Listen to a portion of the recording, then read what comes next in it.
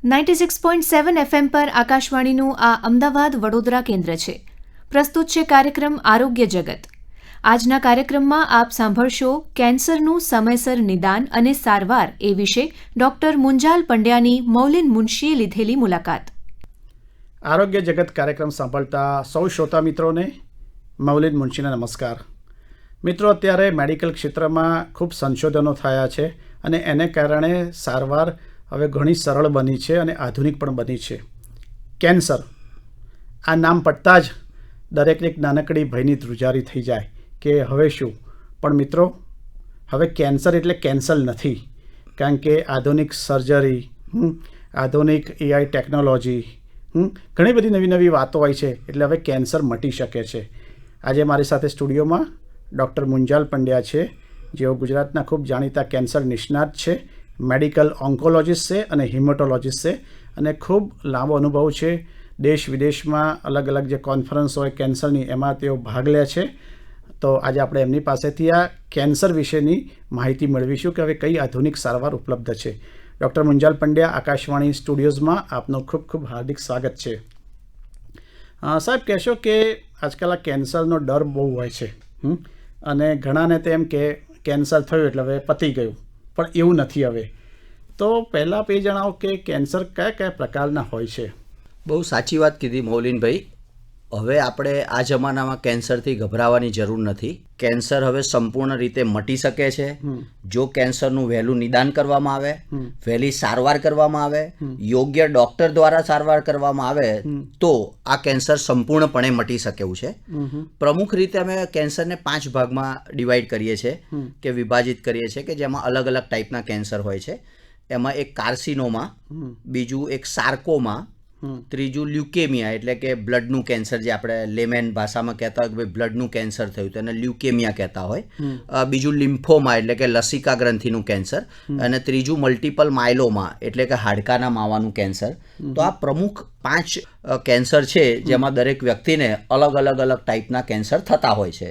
પણ આ બધામાંથી આ એક પ્રજાતિ હોય છે કે કોઈને કાર્સિનોમા, જેમ મોઢાનું થાય તો સ્કોમસ સેલ કાર્સિનોમા, રાઈટ. સાર્કોમા તો હાડકાના અને મસલના કેન્સર, જેને સાર્કોમા કહેવાય, ઓસ્ટિયોસાર્કોમા, લાઇપોસાર્કોમા વગેરે, અને બોન મેરો એટલે કે હાડકાના માવાની અંદર જે કેન્સર થતા હોય છે, જેમાં પ્રમુખ લ્યુકેમિયા, લિમ્ફોમા અને માયલોમા.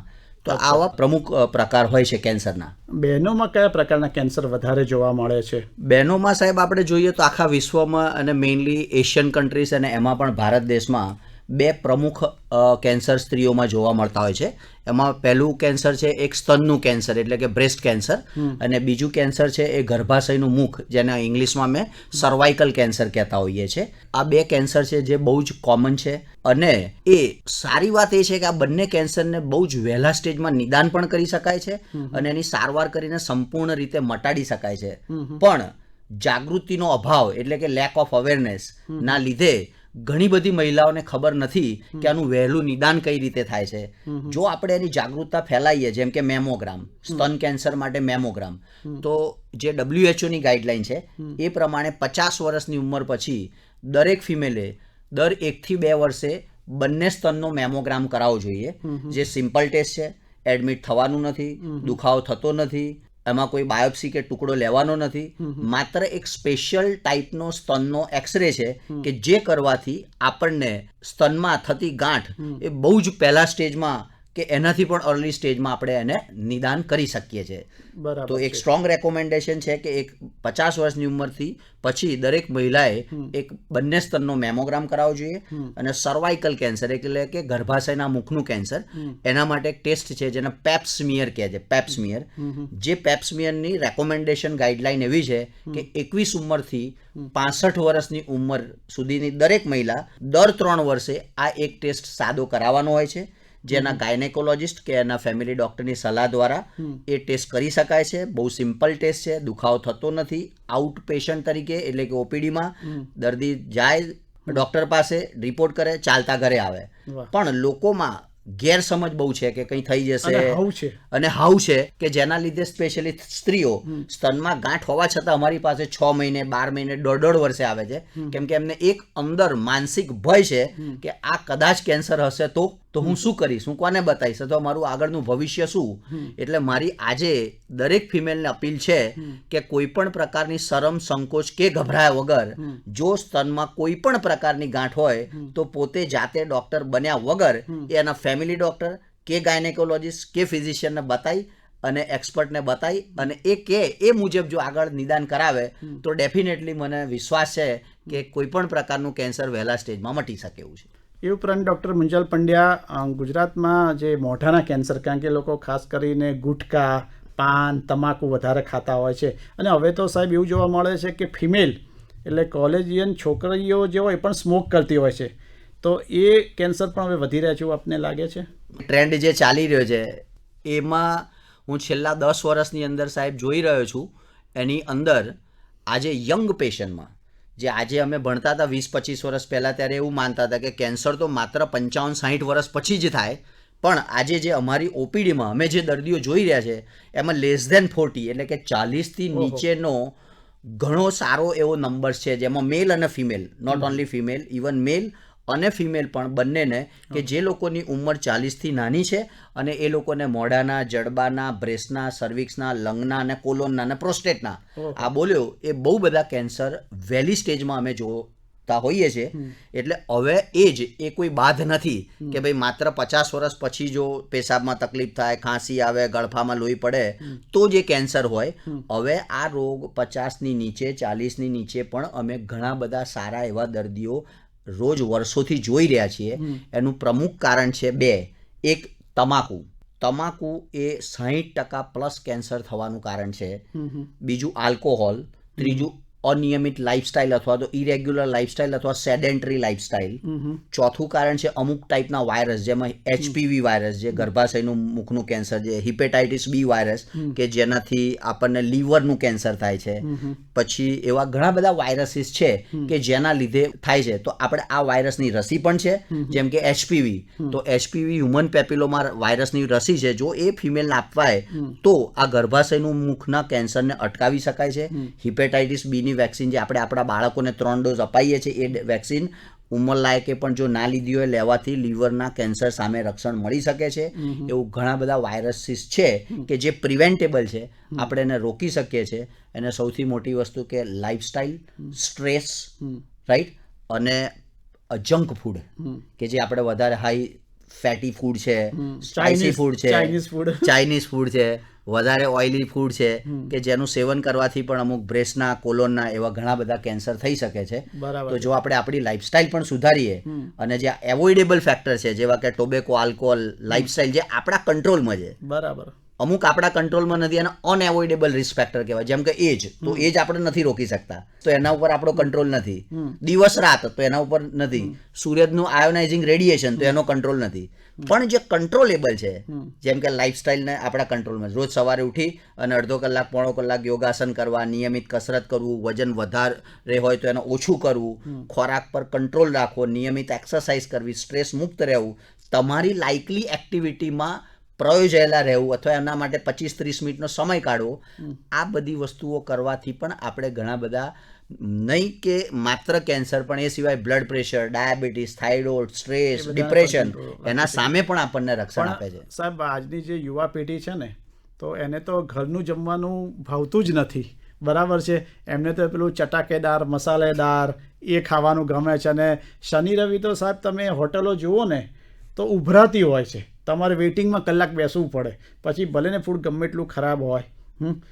તો આ તો હવે યુવાનો શું કહેવાય, એની જબરજસ્ત એક લત લાગી ગઈ છે જંક ફૂડની. તો તમારી વાત સાહેબ સાચી છે કે તમે જો WHO એટલે કે વિશ્વ આરોગ્ય સંસ્થાના થોડાક લિટરેચર જુઓ તો એ લોકો આજે આખું વિશ્વ વેજીટેરિયન તરફ એટલે કે શાકાહારી તરફ વળી રહ્યું છે અને આપણે ઇન્ડિયનો છે એ વેસ્ટર્ન ફૂડ તરફ વળી રહ્યા છીએ. બરોબર છે. એ લોકો યોગા તરફ વળે છે ત્યારે આપણે બીજી વસ્તુઓ તરફ વળીએ છીએ. એટલે આપણી જે મૂળભૂત સંસ્કૃતિ હતી કે ભાઈ વહેલા ઉઠવું, વહેલા સૂઈ જવું, નિયમિત ખાવું, રાઈટ, પ્રમાણમાં ખાવું, યોગ્ય એક્સરસાઇઝ કરવી, યોગ પ્રાણાયામ કરવા, જંક ફૂડ એવોઇડ કરવું, જો આ બધું માણસ આ સિમ્પલ, આમાં કોઈ ખર્ચાળ રસ્તો મેં બતાવ્યો નથી. આ બધું જ કંટ્રોલેબલ છે અને બધું જ કમ્પ્લીટલી ફ્રી છે. એટલે એને આપણે જો આપણી લાઈફસ્ટાઈલમાં જો વણી લઈએ તો આપણે ઘણા બધા રોગ સામે રક્ષણ મેળવી શકીએ છીએ. ડૉક્ટર મુંજલ પંડ્યા, આજકાલ કીમોથેરાપીમાં પણ ખૂબ સંશોધન થાય છે, એટલે કે કીમોથેરાપી એટલે કેન્સર માટે અપાતી દવા. બરોબર. તો એને કારણે પણ હવે કેન્સર જે મટી શકે એનું પ્રમાણ વધ્યું છે, સારવાર આધુનિક બની છે, એ વાત સાચી છે? એ વાત સાહેબ ખૂબ સાચી છે. કીમોથેરાપી એટલે કે સાદી ભાષામાં કેન્સર મારવાની દવા, જે મોઢાથી લેવાના ભાગે બી છે, નસમાં બી અપાતી દવા છે. આ જે કીમોથેરાપી છે જે ઘણા બધા વર્ષોથી અપાય છે, પણ એનાથી થોડુંક મૌલિનભાઈ આગળ કહું તો એનાથી લેટેસ્ટ 2-3 એડવાન્સ આવ્યા છે જે મેડિકલ ઓન્કોલોજી ફિલ્ડમાં, જેમાં અત્યારે કીમોથેરાપી શબ્દ દરેકને ખબર છે. કીમોથેરાપી ઉપરાંત એક નવી ટ્રીટમેન્ટ છે જેને ટાર્ગેટેડ થેરાપી કહે છે. ટાર્ગેટેડ થેરાપી એટલે એવી થેરાપી કે જેની અંદર દવા આપવાથી માત્ર કેન્સરના સેલ જ મરે છે. તો એનો સૌથી મોટામાં મોટો ફાયદો એ છે કે જે કીમોથેરાપી લગતી સાઇડ ઇફેક્ટ છે, જેમ કે વાળ ખરી જવા, મોઢામાં છાલા પડવા, બ્લડના કાઉન્ટ ઘટી જવા, ડાયરિયા થવા, ભૂખ ઓછી લાગવી, ટેસ્ટ બદલાઈ જવો, આ જે કોમન જનરલ સાઇડ ઇફેક્ટ છે કેન્સરની કીમોથેરાપીની, આમાંની નહિવત અથવા તો બહુ જ મિનિમલ સાઇડ ઇફેક્ટ આ ટાર્ગેટેડ થેરાપીથી થઈ શકે. અને સૌથી મોટામાં મોટો ફાયદો એ છે કે માત્ર કેન્સર સેલને જ મારે છે, નોર્મલ સેલને નથી મારતું, જેનાથી આડઅસર પણ ઓછી થાય છે. અને એ સ્પેશિયલી મોટી ઉંમરની વ્યક્તિ કે જે 75 વર્ષ, 80 વર્ષ, હાર્ટની તકલીફ, કિડનીની તકલીફ, જે કીમોથેરાપી લેવા માટે સક્ષમ નથી, અથવા અમે લોકો એને ક્વોલિફાય નથી કરતા કે ભાઈ કીમો આપવાથી વધારે નુકસાન થશે અને ફાયદો ઓછો થશે, તો એવા દર્દીઓને અમુક ટેસ્ટ કર્યા પછી જો એ ક્વોલિફાય ટાર્ગેટેડ થેરાપી માટે થતા હોય તો આપવાથી એમને બહુ જ સારો ફાયદો થાય છે, સારું જીવે છે, લાંબુ જીવે છે અને એમની સંપૂર્ણ નોર્મલ લાઈફસ્ટાઈલ જીવી શકે છે.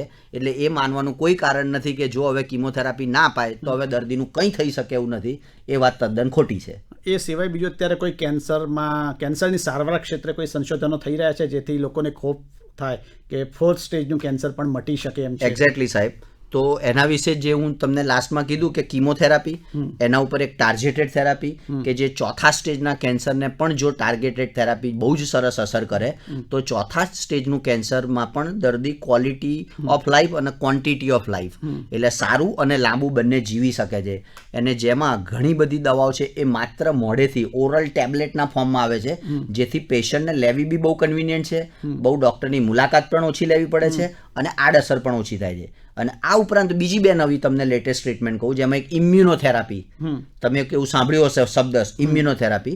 તો આ ઇમ્યુનોથેરાપી પણ એક લેટેસ્ટ એડવાન્સ છે મેડિકલ ઓન્કોલોજીમાં, કે જેમાં એનો પ્રમુખ પ્રિન્સિપલ એ છે કે અમુક દવાઓ આપવાથી આપણી ઇમ્યુનિટી વધારે સ્ટ્રોંગ થાય છે, જેને અમારી ભાષામાં ટી સેલ અથવા તો ટી લિમ્ફોસાઇટ કહીએ છીએ, એ વધારે સ્ટ્રોંગ થાય, એ વધારે મલ્ટીપ્લાય થાય અને એ કેન્સરના સેલને મારી નાખે, જેનાથી કેન્સર બહુ ઝડપી કંટ્રોલમાં આવે, આ પણ લાંબુ અને સારું જીવે, મિનિમલ સાઇડ ઇફેક્ટ્સ હોય છે. હવે ઇન્ડિયાના ઘણા બધા હોસ્પિટલમાં અને સેન્ટરોમાં એ અપાય છે. એટલે ઇમ્યુનોથેરાપી અને એની ઉપર પણ એક બોન મેરો ટ્રાન્સપ્લાન્ટ અથવા સ્ટેમ સેલ ટ્રાન્સપ્લાન્ટ કે જે mainly leukaemia, blood cancer, lymphoma, multiple માયલોમામાં પણ જે ઘણા બધા વર્ષોથી થતું હોય છે, પણ આની અવેરનેસ નથી, જેના લીધે દર્દીઓ બિચારા હેરાન થતા હોય છે. તો મેઇન મારો મેસેજ એ છે કે અવેરનેસ, કોઈ પણ દિવસ કેન્સર થાય તો નાસીપાસ થવાની જરૂર નથી. એના એક્સપર્ટને મળી અને જો એની યોગ્ય એની સલાહ લે તો ડેફિનેટલી કેન્સર માટેનો રસ્તો નીકળી શકે છે. તો ડૉક્ટર મુંજલ પંડ્યા, આજે આપ આકાશવાણી સ્ટુડિયોમાં આવ્યા, આપનું બિઝી શેડ્યુલ હોવા છતાં, અને અમારા શ્રોતા મિત્રોને કેન્સર જે છે એના વિશે માહિતી આપી કે જેટલું વહેલું જાગો એટલું વહેલા પરિણામો મળશે, જાગ્યા ત્યારથી સવાર. અને આપે ખૂબ સરસ મેસેજ આપ્યો કે હવે કેન્સર એટલે કેન્સર નથી, કેન્સર મટી શકે છે. અને સાથે સાથે એ પણ આપણે વાત કરી કે યોગ્ય લાઈફસ્ટાઈલ અને પ્રાણાયામ છે, આ બધું જો કરીએ તો પણ આ બધા રોગો થવાની શક્યતા ઘટી જાય છે. આપ અહીં આવ્યા અને આ માહિતી આપી તે માટે આપનો ખૂબ ખૂબ આભાર. આપ સાંભળી રહ્યા હતા કાર્યક્રમ આરોગ્ય જગત. આજના કાર્યક્રમમાં આપે કેન્સરનું સમયસર નિદાન અને સારવાર એ વિશે ડોક્ટર મુંજાલ પંડ્યાની મૌલિન મુનશીએ લીધેલ મુલાકાત સાંભળી. કાર્યક્રમનું પ્રસારણ 96.7 FM આકાશવાણીના અમદાવાદ વડોદરા કેન્દ્ર પરથી કરવામાં આવ્યું.